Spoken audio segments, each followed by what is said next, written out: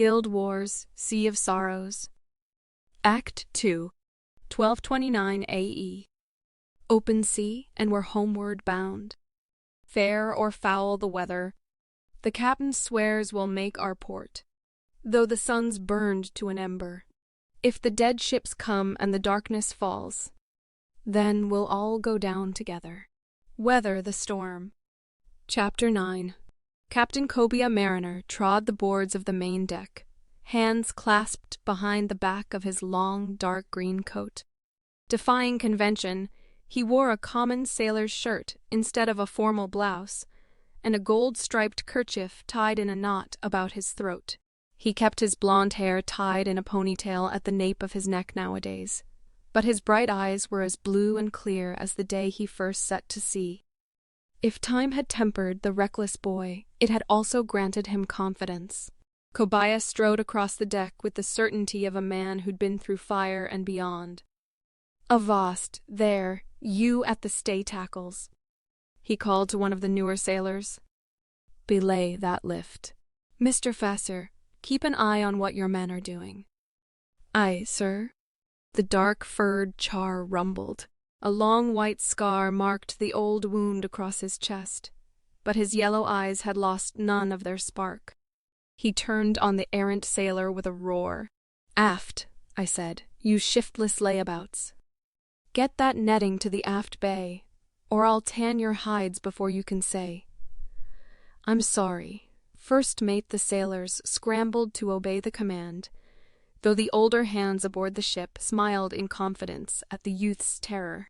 In a wink, Fasher rounded on the others. "What are you looking at, you bilge rats?" he roared. "You're not paid to be ballast. You're paid to work. Put your backs into it." "Aye, sir." The sailors, human, char, and Asura alike, scrambled to comply. Cobia smiled. Although Fasher's steamreaver seemed ill-tempered, he had proven to be fair-handed and, beneath Mariner's command, a good officer. "Keep a grin on your muzzle, mate," Cobia said, winking at him as he passed. "We'll be in harbor soon, and maybe that minx you fancy will still be in port. We wouldn't want her seeing that scowl of yours. Might scare her off. She's blood legion, sir. If I'm not scowling, she won't think I'm interested." Fasher grinned ferociously. In the years since the destruction of Lion's Arch, Cobia had won more bets than he'd lost. Many of the crew of the Havoc remained under his command, along with more than a few from the Disinmatal, as well as a handful of Asura willing to exchange labor for a chance to test experiments out at sea. The crew had made their names sailing the Crichton coast, living the life of a for-hire mercenary trade ship or privateer, or in lean years, a brigand on the open seas. They were unorthodox at best, a mix of races, but they respected the captain's courage and daring. He was the key that kept them together when old habits might have driven them apart. Cobia, and the gold they made sailing under his command. The companionship and camaraderie that had sprung up between them gave the ship her strength, but it had also made them more than a few enemies. Still, there were plenty of merchants in Tyria looking for sea passage with an experienced captain and a crew that would ask no questions. The Crichton military considered the Pride a threat simply by virtue of its strange makeup. In the new capital city of Divinity's Reach, some of King Beatty's advisors called Cobia a traitor to his country. After the fall of Lion's Arch, Cobia no longer considered himself a resident of Kryta. He was a citizen of the open sea, as free as the wind itself. Their ship was the Pride, a lightweight pinnace best suited for shipping and smuggling. Although she had plenty of cargo space, she was thinner than the larger galleons. Though she had only 2 masts, she was quick in the waves and easy to pilot with just a small crew.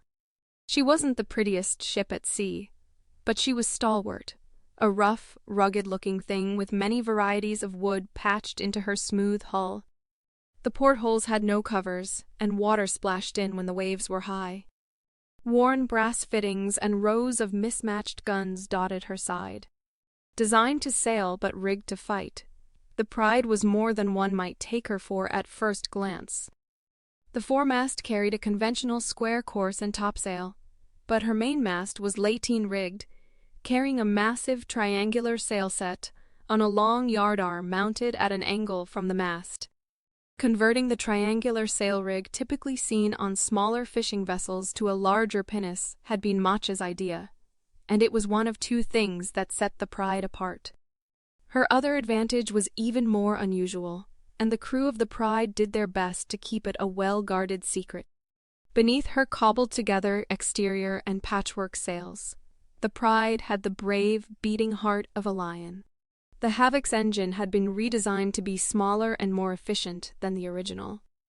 Although the ship couldn't carry enough fuel to run it non-stop, the engine got them through the doldrums and was a massive advantage in a fight. With engine roaring and sails to the wind, no pirate could catch her at sea. The Pride could outmaneuver any brigantine. She could turn on a gold coin with or without the wind, and bring her broadside armaments to strike a blow wherever she chose. Though she wasn't much to look at, her decks were scrubbed sparkling from quarterdeck to forecastle with the diligence of a dedicated crew, and the eager glint in each sailor's eye spoke of a deeper devotion, both to the ship and to her master. The Pride had made good time plunging across the high tides of the southern sea. She carried a legal cargo, as she did on occasion, from the Asaran docks in Lower Maguma bound for Krita via Port Stalwart. Like all ships these days, she stayed close to the coast, giving a wide berth to the storm that hovered, always present, past the distant curl of Malcor's fingers. The Orion Vale, it was called, dark and deep in shadow, even when the sun rose to its zenith. A few brave souls had tried to sail into the waters beyond Malcor's fingers in the years just after the Great Wave, but none had returned. Not the sailors, not the ships, not even a whisper. Most recently, there'd been legends of phantoms, dead ships with rotting sails, silhouettes glimpsed past the veil. Others claimed they'd seen witch-lights in the fog, colored like the stained glass windows of cathedral towers.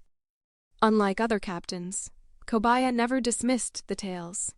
The sea breeze picked up as the Pride sailed closer to Port Stalwart's docks.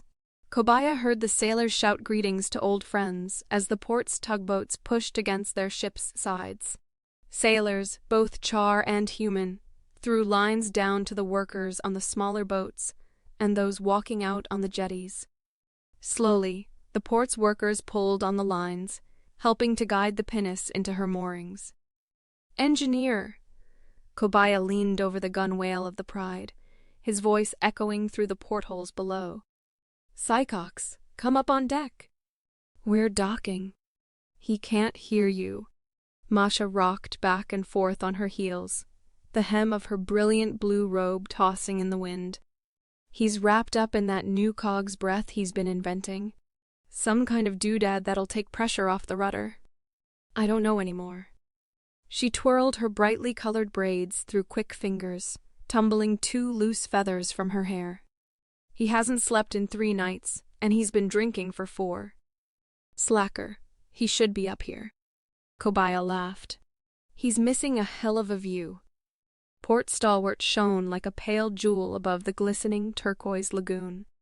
Built on a hillside that rose sharply above the water, the little village had swelled in the last 10 years. The clean white masonry of new buildings rose like gulls' wings, hovering above the tidy rows of small houses that dotted the crisp, snowy beaches. 2 waterfalls poured out of the forest, one above the other, leaping down from threaded boulders through heavy greenery, and pouring at last with a burbling roar into the bay. After the great tidal wave hit the Critan shore and devastated Lion's Arch, Port Stalwart's harbor had swelled well beyond its banks. Now it was home to bustling docks, a massive wharf, and the most active trade community on the coast. The Asura traded through Stalwart. On occasion, a Norn or Char vessel would dock there, risking the ire of the humans in the name of profit. While not welcomed, exactly, Such vessels had little choice if they wanted to berth after a storm. Yet as idyllic as Port Stalwart was, neither the buildings nor the jewel-like waters held Kobaya mariners' attention. At the end of the busy wharf, past galleons and trade sloops, far from the bustle of the guide dinghies, his eye was fixed on a ship still docked in the shipyard. The shipwrights of Port Stalwart worked on the beach at the far end of the harbor, where the water rippled low against pale sand. When the Pride had left Port Stalwart several months ago, their newest construction entailed little more than a few long curve-ended keel ribs rising against an exterior frame in the center of the beach. Now she was a thing of beauty. A great, black-hulled clipper ship rested in the far cove of Port Stalwart's bay, sheltered by the protective shipyard docks.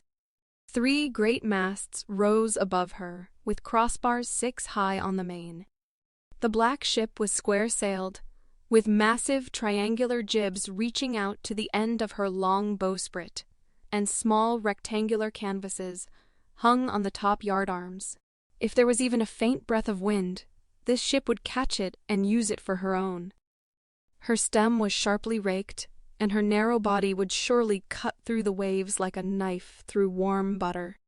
The black ship's figurehead took the unique form of a sea-goat, horns curling and legs striking out as it coiled a long fishtail beneath the bowsprit.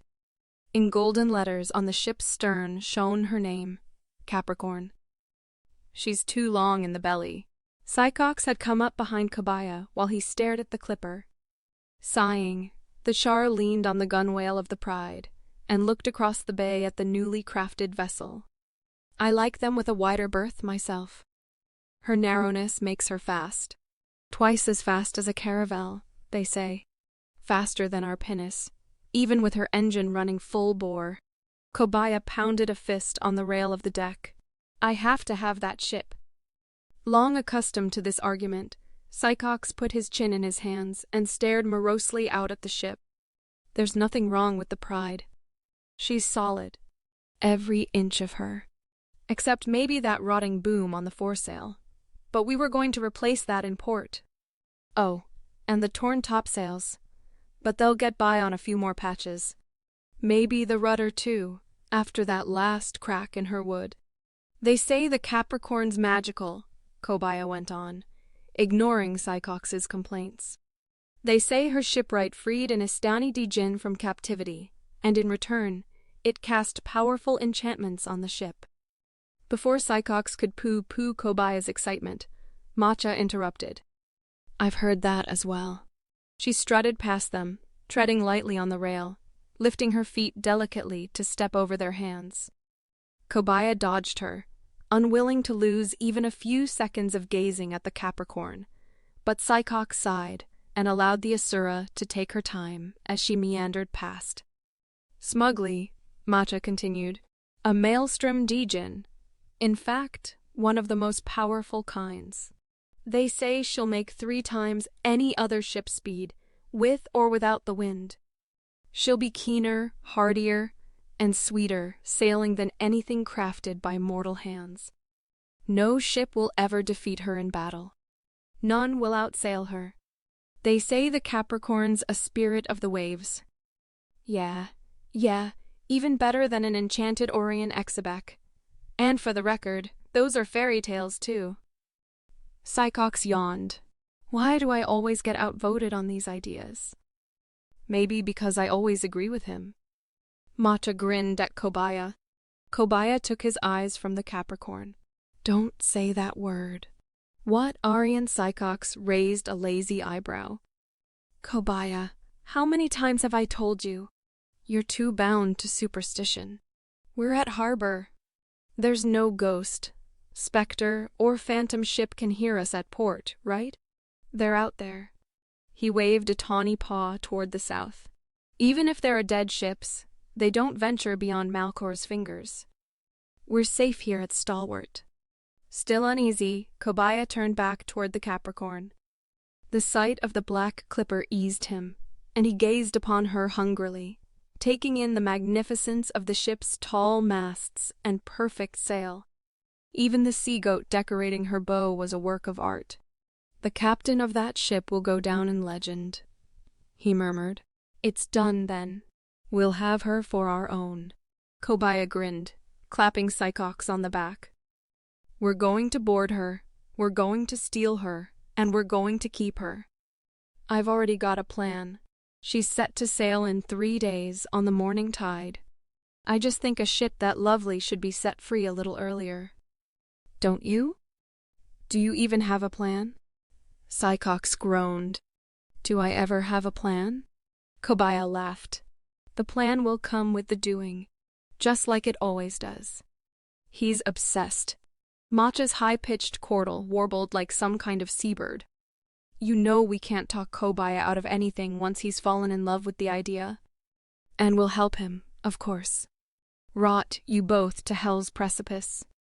Sycox put his forehead to the deck rail and pressed giant paws to either side of his furred forehead. It's not possible. The security alone's going to be massive, plus spells, getting the ship out of harbor, and doing it all without anyone on the docks raising a fuss. Impossible. I should never have pulled you out of the sea. You stubborn, codswalloped, storm-tossed human? Kobaya knew better than anyone that beneath those rusty paws, Sycox was already turning his mind to the task. There was nothing his friend loved more than a puzzle.